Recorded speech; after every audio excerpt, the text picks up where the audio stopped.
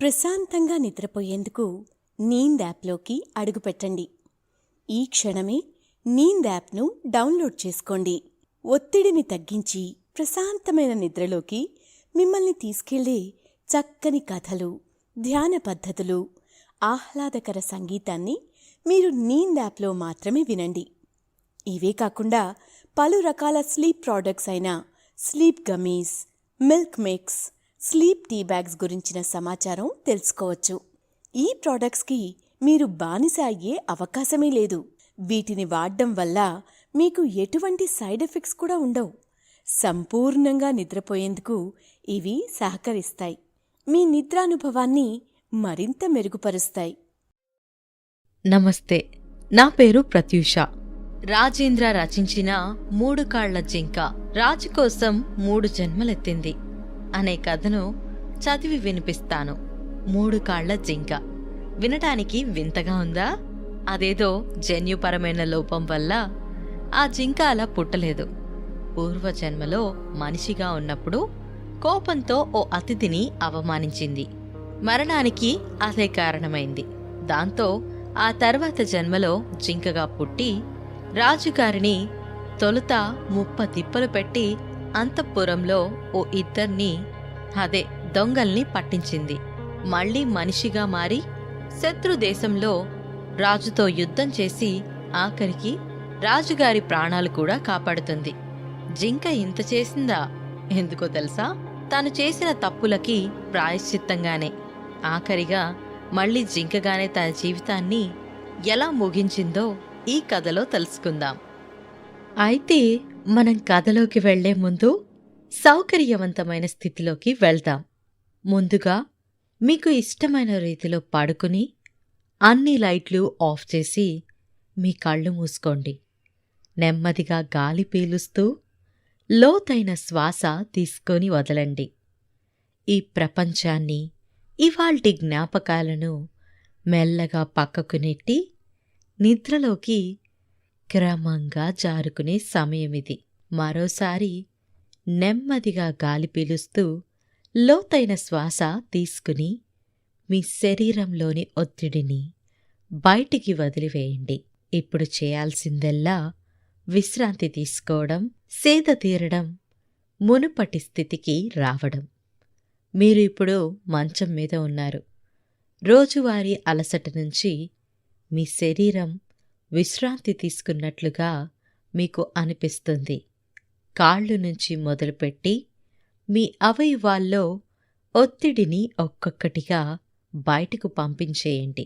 మీకోసం అవన్నీ రోజంతా చాలా కష్టపడ్డాయి కాబట్టి వాటికి విశ్రాంతి తీసుకునే అర్హత ఉంది.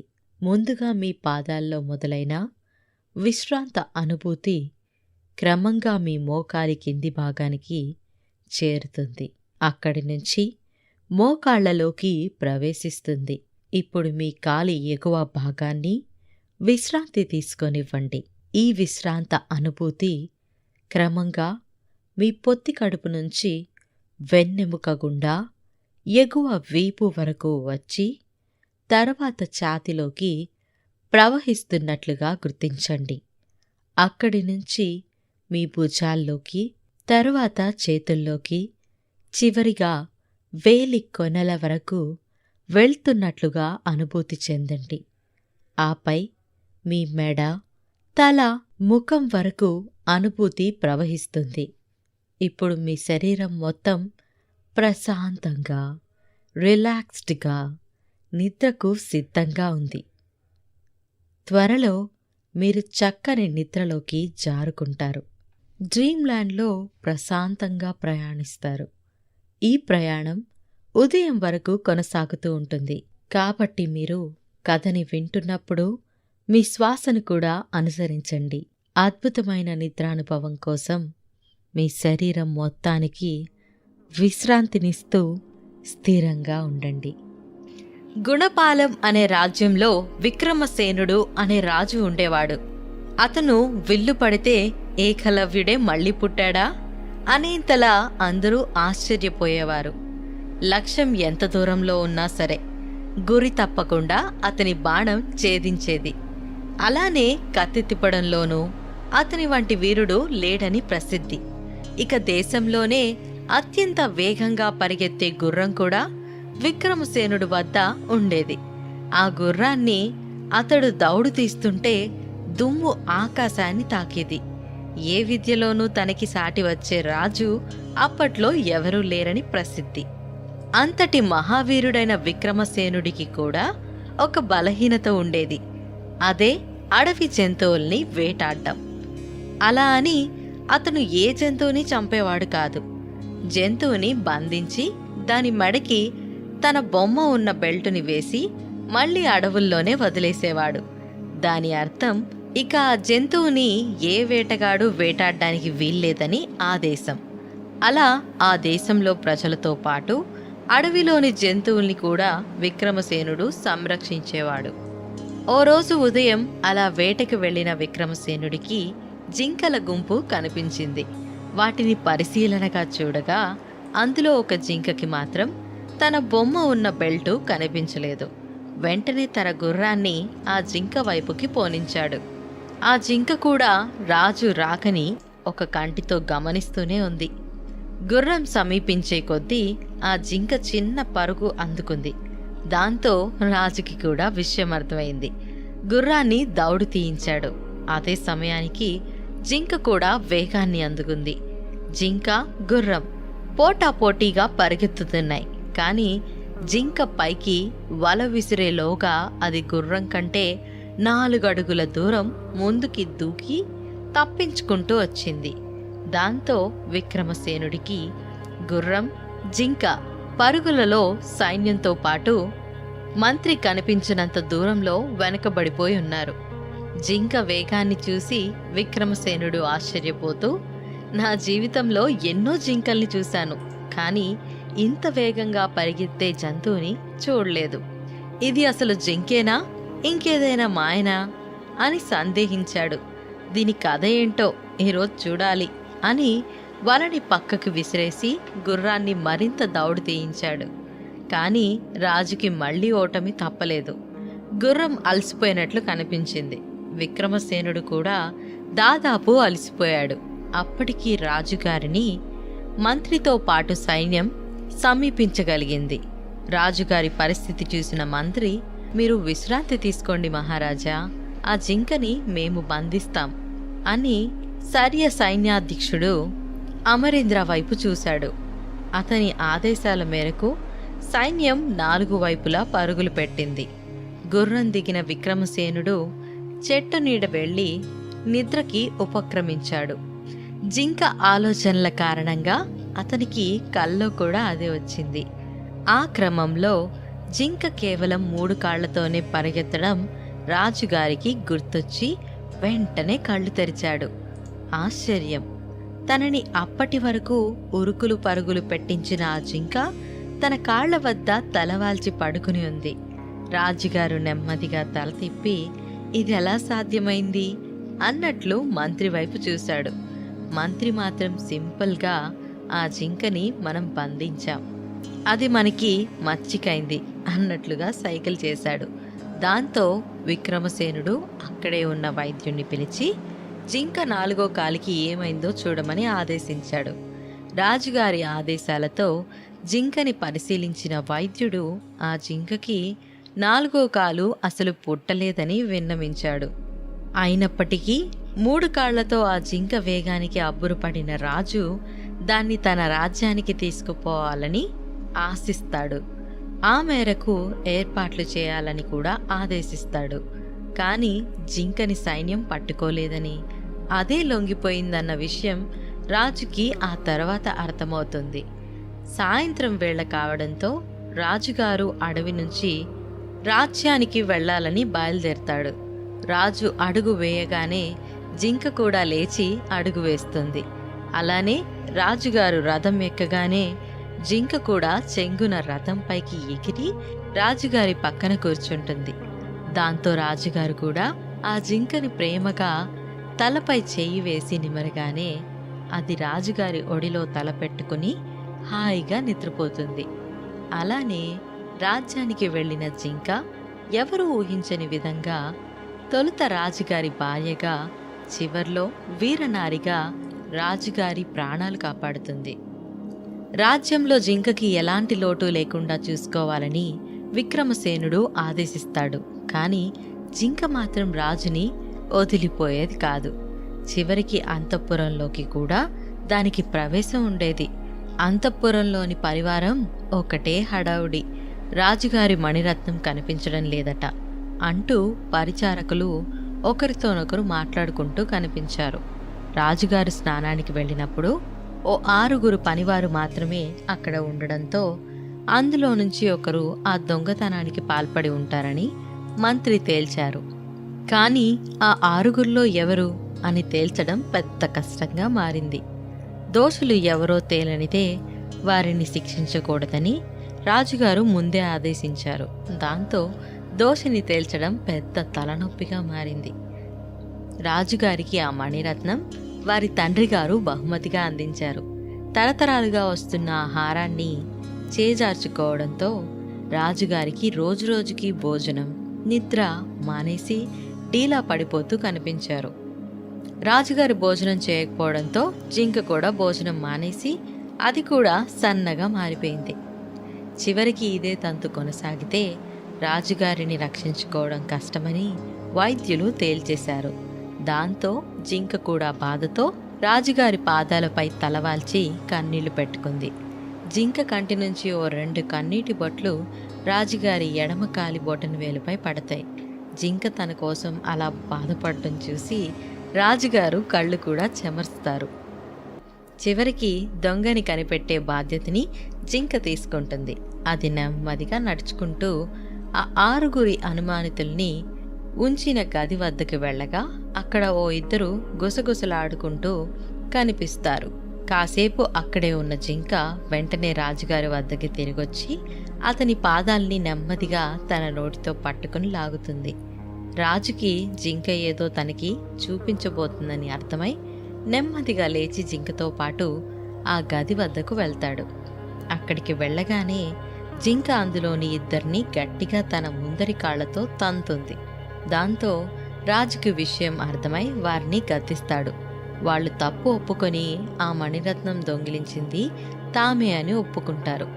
పోయిందనుకున్న మణిరత్నం దొరకడంతో రాజుగారి ఆనందానికి అవధులు లేకుండా పోయింది. మణిరత్నం చేతికి రాగానే సంతోషంలో దాన్ని తీసుకుని జింక మళ్ళలో వేస్తాడు. వెంటనే జింక ధన్యవాదాలు మహారాజా అని చెప్తుంది. అప్పటి వరకు మనుషుల మాటల్ని జింక అర్థం చేసుకోగలదని తెలిసిన రాజుకి అది మాట్లాడగలదని తెలిసి ఆశ్చర్యపోతాడు. మరి ఇన్ని రోజులు ఎందుకు మాట్లాడలేదని జింకని ప్రశ్నిస్తాడు. దానికి క్షమించండి మహారాజా, ఈ మణిరత్నం నా మెడలోకి వచ్చిన తర్వాతే నాకు మాటలు వచ్చాయి అని సమాధానం చెప్తుంది. అంతేకాదు, మీరు గత జన్మలో నా భర్త, మనిద్దరం అడవిలో నివసించేవాళ్ళం. మన ఇంటికి ఓ అతిథి వస్తే అతనితో నేను అమర్యాదగా ప్రవర్తించి అతని మరణానికి కారణమయ్యాను. అందుకే ఈ జన్మలో నాకు ఈ 3 కాళ్ళు శిక్ష అంటూ జింక కన్నీళ్లు పెట్టుకుంటుంది. రాజుకి క్షణకాలం పాటు ఏమీ అర్థం కాదు. ఎంతో పుణ్యం చేసుకుంటే తప్ప మళ్ళీ మనిషి జన్మ రాదు. అలాంటిది నాకు వెంటనే మళ్ళీ అవకాశం దక్కింది. అంత పుణ్యం గత జన్మలో నేనేం చేశాను అని రాజు అడుగుతాడు. దానికి జింక నిట్టూర్చి చెబుతాను మహారాజా, చెబుతాను అంటూ గత జన్మలో వృత్తాంతంలోకి వెళ్తుంది. గత జన్మలో నా పేరు మంగ, మీ పేరు సోమశేఖరుడు. మనిద్దరం ప్రేమించి పెళ్లి చేసుకుని గూడానికి దూరంగా అడవిలో ఓ గుడిసెలో బతికేవాళ్లం. మీకు కష్టం తప్ప అప్పట్లో ఏం తెలిసేది కాదు. ఎవరేం అడిగినా ఉన్నంతలో సాయం చేసేవారు. నాకు అది ఇష్టం ఉండేది కాదు. దానికి తోడు కోపం ఎక్కువగా ఉండేది. ఓ రోజు మన ఇంటికి దారి తప్పి ఒక వ్యక్తి వచ్చాడు. అప్పటికి రాత్రైపోయింది. మనిద్దరం తినడానికి సరిపడా 2 ముద్దలు భోజనం మాత్రమే ఆ రోజు నేను వండాను. సరిగ్గా భోజనం వేళకి వచ్చిన అతన్ని మీరు అతిథిగా గుడిసెలోకి ఆహ్వానించారు. ఆ తర్వాత నా ముద్దలో సగం అతిథికి ఇస్తాను, నీ ముద్దలో కూడా సగం ఇవ్వు అని అడిగారు. కానీ నేనందుకు ఒప్పుకోలేదు. దాంతో అతిథి ఆకలిని గమనించిన మీరు మీ ముద్ద మొత్తం అతనికే పెట్టేశారు. నేను మాత్రం కనీసం మీ వైపు కూడా చూడకుండా నా ముద్ద తినేశాను, కానీ మీరు నన్ను ఒక్క మాట కూడా అనలేదు. అడవి కావడంతో క్రూర మృగాల నుంచి రక్షించుకునేందుకు చెట్ల మధ్య పడకని అప్పట్లో మనం ఏర్పాటు చేసుకున్నాం. అందులో మనిద్దరం మాత్రమే సౌకర్యంగా పడుకునేందుకు వీలుండేది. అయితే ఆ రోజు అతిథి కూడా ఉండడంతో పడక వేళ మీరు, మంగ, నువ్వు పడుకునే స్థలంలో కాస్త చోటివ్వు, నేను కూడా సగం ఇస్తాను, అతిథి మధ్యలో పడుకుంటాడు అని అడిగారు. కానీ నేను దానికి ఒప్పుకోలేదు. మీరే ఇంట్లోకి పిలిచారు, మీరే భోజనం పెట్టారు, ఇప్పుడు మీ పడకే అతనికి ఇవ్వండి అని కసిరాను. అప్పుడు కూడా మీరు నాపై కోప్పడలేదు, చిన్నగా నవ్వి ఊరుకున్నారు. కానీ నేను చేసిన తప్పిదం అదేనండి అని జింక కళ్ళ నీళ్లు పెట్టుకుంది. దాంతో రాజుగారు జింకని తలపై నిమిరి, బాధపడుకు మంగా, ఆ తర్వాత ఏం జరిగిందో చెప్పు అని ఓదార్చాడు. ఆ రోజు అర్ధరాత్రి వేళ ఏదో శబ్దం రావడంతో లేచి చూశాను. మీరు ఆ అతిథి పక్కన లేరు. వెంటనే కిందికి చూశా. ఓ 2 పులులు మిమ్మల్ని చంపి తింటున్నాయి. నాకు విపరీతంగా కోపం వచ్చింది. మీ చావుకి కారణమైన ఆ అతిథిని కాలితో గట్టిగా తన్ని కింద పడేశాను. అతన్ని కూడా పులులు చంపి తినేశాయి. కానీ కోపం తగ్గాక ఆలోచించి నేనెంత పెద్ద తప్పు చేశాను అని బాధపడ్డా. మీరు ఆ పక్క చివర్లో పడుకుని ఉండడంతో నిద్రలో ఏమరపాటుగా జారి కింద పడిపోయారు. దానికి అతిథి చేసిన తప్పేమీ లేదు. అయినా నేను అతన్ని శిక్షించాను. ఆ తర్వాత పశ్చాత్తాపంతో ఎంతో మందికి నేను అడవిలో సాయం చేశాను, కానీ తప్పు చేశాననే భావన నన్ను బాధ పెడుతూనే వచ్చింది. ఓ రోజు స్వామీజీ వచ్చారు. అతనికి సేవ చేసి నా బాధనంతా చెప్పుకున్నాను. దాంతో ఆయన, నీ భర్త చేసిన సాయం వచ్చే జన్మలో అతన్ని మహారాజుగా పుట్టేలా చేస్తుంది. నువ్వు చేసిన తప్పుకి వచ్చే జన్మలో నువ్వు ఒక జింకలా పుడతావు. కానీ ఏ కాలితో అయితే అతన్ని తన్ని అతని చావుకి కారణమయ్యావో ఆ కాలు మాత్రం వచ్చే జన్మలో నీకుండదు అని చెప్పాడు. దాంతో నా భర్తని గుర్తించడం ఎలా స్వామి అని అడిగాను.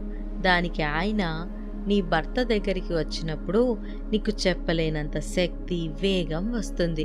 అతను నిన్ను గాయపరచాలని చూసినా ప్రమాదం నీ అంచుల వరకు కూడా రాదు. అతనే నీ భర్త, కానీ అతనితో నువ్వు మనిషిలా మాత్రం శాశ్వతంగా జీవించలేవు. జింకలా మాత్రం ఎన్ని రోజులైనా అతనితోనే ఉండగలవు. అయితే ఎలా ఉండాలో నిర్ణయించుకునే అవకాశం కూడా నీకు లభిస్తుంది అని స్వామీజీ చెప్పారు అని జింక రాజుతో చెప్తుంది. జింక తన పూర్వజన్మ భార్య గంగ అని గ్రహించిన రాజుగారు అప్పట్నుంచి ఆ జింకని మరింత అపురూపంగా చూసుకుంటాడు. ఆ జింక కోసం అంతఃపురంలో ఓ గదిని ఏర్పాటు చేస్తాడు. అయినా రాజుగారి పాదాల వద్దే జింక పడుకుంటూ ఉంటుంది. ఆయనతో పాటే భోజనం, నిద్ర కూడా.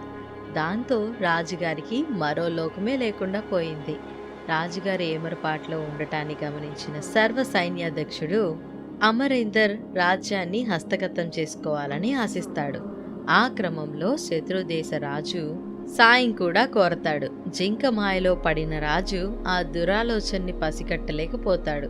చివరికి శత్రుదేశ రాజు సరిహద్దు దగ్గరికి వచ్చి సమరశంఖం పూరిస్తాడు. శత్రుదేశంతో యుద్ధం, రక్తపాతం అనగానే రాజుకి జింక అది గత జన్మలో చేసిన తప్పు గుర్తొస్తుంది. వెంటనే మంత్రిని పిలిచి రక్తపాతం జరగకుండా సంధికి తాను సిద్ధమని, ఆ విషయాన్ని మధ్యవర్తి ద్వారా శత్రుదేశ రాజుకి చేరవేయమని చెప్తాడు. కానీ మధ్యవర్తి వెంట గూఢచారిగా వెళ్లిన సైన్యాధ్యక్షుడు అమరీందర్ రాజు వద్ద ఉన్న జింక గురించి అతనికి చెప్తాడు. ఆ జింక కారణంగానే రాజు వీరుడిలా ఇన్నాళ్లు ఆధిపత్యం చెలాయించాడని చెప్తాడు. దాంతో సంధికి ఓకే చెప్పిన శత్రుదేశ రాజు బదులుగా ఆ జింకని తనకి ఇవ్వాలని కోరతాడు. దానికి విక్రమరాజు ససేమిరా అంటాడు. అయితే యుద్ధం తప్పదని స్పష్టం చేస్తాడు. యుద్ధం జరిగితే ఇరువైపులా వేలాది మంది ప్రాణాలు కోల్పోతారు. తను గత జన్మలో ఓ గూడెంలో పుట్టాను, ఈ జన్మలో రాజుగా జన్మించాను. ఒకవేళ యుద్ధం జరిగి ఆ కోల్పోయిన ప్రాణాలకి తాను బాధ్యుడిని అయితే వచ్చే జన్మలో ఎక్కడ పుడతానో, ఏ జంతువుగా పుడతానో అని ఆలోచిస్తూ ఆ పాపం తనకి వద్దని సర్ది చెప్పుకుంటాడు. రాజు మదన పడుతుండడాన్ని గ్రహించిన జింక తానే శత్రుదేశ రాజు వద్దకి వెళ్లేందుకు సిద్ధమవుతుంది. రాజు నిద్రపోతున్న వేళ అతని పాదాలపై కొన్ని క్షణాలు తలవాల్చి అర్ధరాత్రి వేళ సరిహద్దు వైపు వెళ్తుంది. జింక వెళ్లడాన్ని సైన్యాధ్యక్షుడు అమరీందర్ గమనిస్తూ దాని వెనకే వెళ్లి ఒక్కసారిగా దానిపై వల విసిరి బంధించేస్తాడు. అతి కష్టంగా ఆ జింకని తీసుకెళ్లి రాజ్యానికి సమీపంలో ఉన్న ఒక గుహలో బంధించి పెద్ద బండరాయిని అడ్డుగా పెట్టేస్తాడు. రాజుగారు తెల్లవారు లేచేసరికి జింక కనిపించదు. ఇది శత్రురాజ్యం రాజు కుట్రేనని భావించి మరింత బాధపడతాడు. మరోవైపు జింక కనిపించలేదనే వార్త శత్రుదేశం రాజుకి తెలిసి విక్రమసేనుడే జింకని దాచి నాటకాలు ఆడుతున్నాడని మరింత ఆగ్రహంతో రగిలిపోతాడు. జింక తను తప్పించుకోవడానికి శాయశక్తులా ప్రయత్నిస్తుంటుంది. కానీ అది తనకి శక్తికి మించిన పనని అనిపిస్తూ ఉంటుంది. జింక దూరం అవడంతో విక్రమసేనుడు మరింత కుంగిపోతాడు. అతని ఆరోగ్యం మరోసారి క్షీణిస్తుంది. ఆ విషయం అప్పటికే గ్రహించిన జింక తన శక్తి అంతా కూడా తీసుకుని వన నుంచి వెలుపలికి వెళ్లేందుకు ప్రయత్నిస్తుంది. అప్పుడే తన మెడలో ఉన్న మణిరత్నం హారం తెగి కింద పడుతుంది. అందులోంచి ఓ వెలుగు వచ్చి, ఏం వరం కావాలో కోరుకో, అయితే నేను నీకు కేవలం ఒక వరం మాత్రమే ఇస్తానని చెప్తుంది. దాంతో జింక నేను గత జన్మలో లాగా మనిషిగా మారాలి అని చెప్తుంది. వెంటనే ఆ వెలుగు తదాస్తు అని చెప్పి, నువ్వు ఏ కారణం చేతనైతే నువ్వు ఎవరివో చెప్పినా లేదా ఎవరికైనా తెలిసినా నువ్వు మళ్ళీ నీ జింక రూపానికే వస్తావు అని చెప్పి ఆ వెలుగు మాయమైపోతుంది. రెప్పపాటులో జింక స్త్రీగా మారిపోతుంది. వెంటనే ఆ గుహ నుంచి వెలుపలికి వచ్చి రాజ్యం వైపు వడివడిగా అడుగులు వేసుకుంటూ వెళ్తుంది. రాజ్యానికి అయితే మంగ వెళ్ళగలిగింది, కానీ కోటలోకి ఆమెకి ప్రవేశం దొరకదు. భటులు తనని ఆపినప్పుడు తానెవరో చెప్పలేని పరిస్థితి. దాంతో నిస్సహాయ స్థితిలో కోట వెలుపలే అవకాశం కోసం మంగ ఎదురు చూస్తుంటుంది. అదే సమయంలో శత్రుదేశం రాజు యుద్ధ సన్నాహాల్లో ఉన్నాడని తెలియగానే ఆమె ఒంటరిగా సరిహద్దు వైపు వెళ్తుంది. అక్కడ శత్రుదేశం రాజు మంగని చూసి, ఎవరు నువ్వు, ఎందుకు ఇక్కడికి వచ్చావు అని అడుగుతాడు. దానికి ఆమె, విక్రమసేనుడు రాజ్యం నుంచి వచ్చాను. మా రాజుకి యుద్ధం ద్వారా వేల మంది సైనికులు చనిపోవడం ఇష్టం లేదు. అందుకే మీ రాజ్యంలోని పరాక్రమవంతుడితో నేను యుద్ధం చేస్తాను. నేను ఓడిపోతే మీకు జీవితాంతం సేవ చేస్తాను. ఒకవేళ గెలిస్తే మా రాజుకి క్షమాపణలు చెప్పి నన్ను ఆయన అంతఃపురానికి చేర్చండి చాలు అని మంగ సవాల్ విసురుతుంది. మంగ సవాల్కి శత్రుదేశం రాజు ఒప్పుకుంటాడు. ఇద్దరి మధ్య చాలాసేపు కత్తి యుద్ధం నడుస్తుంది. ఎంతకీ అలసిపోని మంగ కత్తి దూసే వేగం, చాతుర్యానికి అబ్బురపడి తన ఓటమిని అతను అంగీకరిస్తాడు. వెంటనే ఆమెను తీసుకుని విక్రమసేనుడి వద్దకి వెళ్లి క్షమాపణ చెప్పి, మంగ అన్ని విద్యలు తెలిసిన వీర మహిళ, ఈమెకి మీ అంతఃపురంలో ఆశ్రయం ఇవ్వండి అని అడుగుతాడు. దానికి విక్రమసేనుడు ఆమెని రాణిగా స్వీకరించలేనని చెప్తాడు. రాణిగా అవసరం లేదు ప్రభు, కేవలం మీ సంరక్షురాలిగా నియమించుకున్నా చాలు అంటూ శత్రుదేశం రాజు సెలవు తీసుకుంటాడు. సంధి విజయం కావడంతో విక్రమసేనుడు కూడా కాదనలేకపోతాడు. అప్పటికీ విక్రమసేనుడికి వివాహం కాలేదు. జింక తన జీవితంలోకి వచ్చి ఆ జింకలో తన పూర్వజన్మ భార్య ఉందని తెలిసిన తర్వాత ఆ జింకే తన జీవితం అయిపోయింది. ఈ నేపథ్యంలో మంగ తన పక్కనే ఉన్నా అతను కన్నెత్తి కూడా చూడలేదు. మంగ వచ్చిన తర్వాత విక్రమసేనుడి రక్షణ బాధ్యత పూర్తిగా తన చేతుల్లోకి తీసుకుంది. దాంతో అమరేందర్ కుట్రలో అన్నీ పటాపంచలయ్యాయి. కంటికి రెప్పల రాజుని మంగ కాపాడుకుంటూ వచ్చింది. కానీ ఏ రోజు కూడా తానెవరనే విషయాన్ని రాజుగారితో మంగ చెప్పలేదు. కాలం గిర్రున తిరిగింది. రాజుగారు పాలనపై మళ్లీ దృష్టి పెట్టసాగారు. కానీ జింక దూరమైపోయిందనే బాధ రాజుగారికి తగ్గలేదు. ఆ విషయం మంగకి తెలుసున్నా మౌనంగా ఉండిపోయింది.